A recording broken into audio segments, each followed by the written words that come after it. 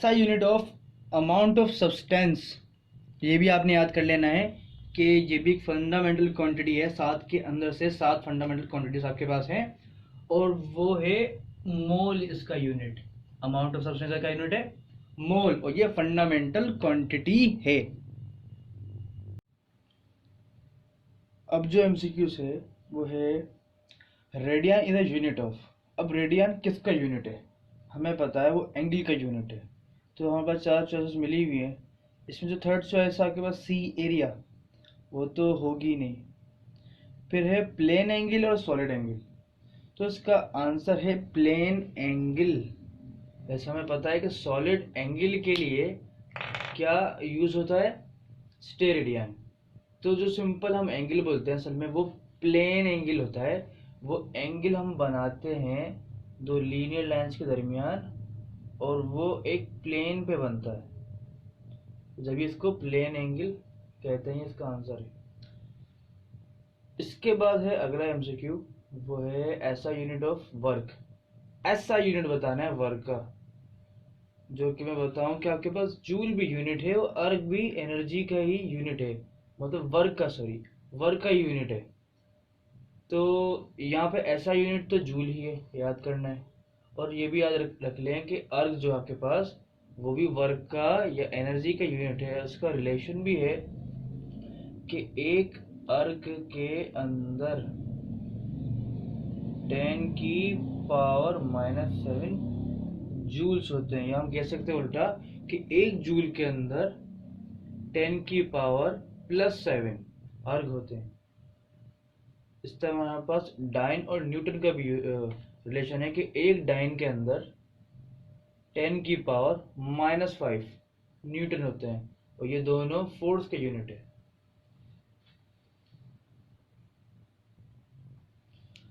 Question number 5, unit of pressure बताना है, वो भी प्रेशर का एसआई यूनिट बताना है। तो इसका जो आंसर है आपके पास वो है पास्कल। ए आंसर है इसका। ये भी याद रखें कि जो पास्कल आपके पास है वो कंट्रैक्शन है न्यूटन पर मीटर स्क्वायर की। न्यूटन पर मीटर स्क्वायर को डायरेक्ट हम पास्कल लिख देते हैं। और ये प्रेशर का ऐसा यूनिट है। प्रेशर के और भी यूनिट हैं लेकिन ये ऐसा यूनिट है।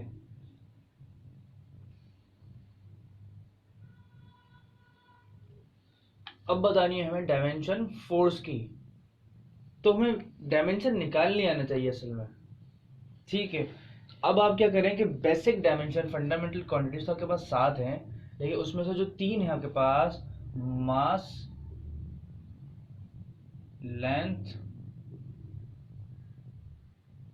और टाइम, इनकी याद रखें और इन्हीं के जरिए आप बताते हैं कि कोई भी ड्राइव क्वांटिटी है, फोर्स भी ड्राइव क्वांटिटी है, उसकी डायमेंशन क्या बनती है।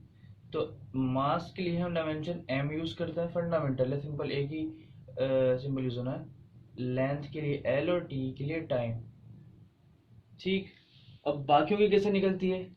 हम क्या करते हैं, फॉर्मूलाज ड्रॉ कर लेते हैं। जैसे कि फोर्स का आपके पास फॉर्मूला है F=ma। अब क्या करेंगे कि मास की और एक्सेलरेशन की जो डायमेंशन है उनको मल्टीप्लाई करेंगे तो फोर्स की डायमेंशन आ जाएगी।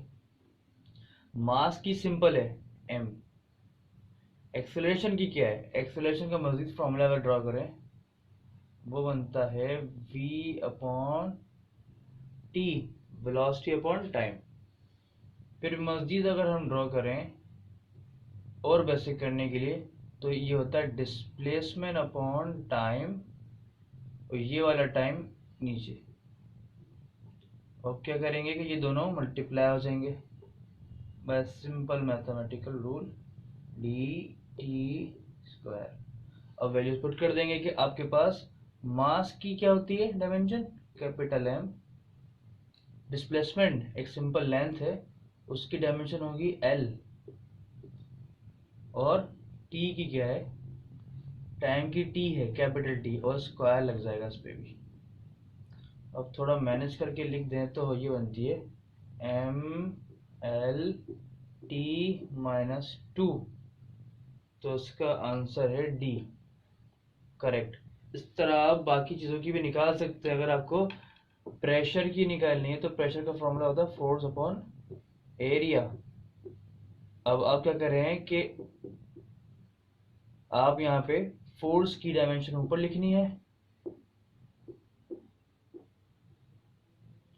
एरिया की नीचे लिखनी है। एरिया का फॉर्मूला होता है लेंथ इंटू विड्थ। तो अब दोनों लेंथ हैं तो दोनों की एल एल डायमेंशन हो जाएगी, इनका स्क्वायर हो जाएगा। एल की पावर या हम कह सकते हैं एक से एक कट कर देते हैं तो प्रेशर की निकलेगी, ये एल ऊपर चले जाएगा, इसकी पावर माइनस में हो जाएगी और टी -2। तो आपके पास प्रेशर की डायमेंशन आ गई।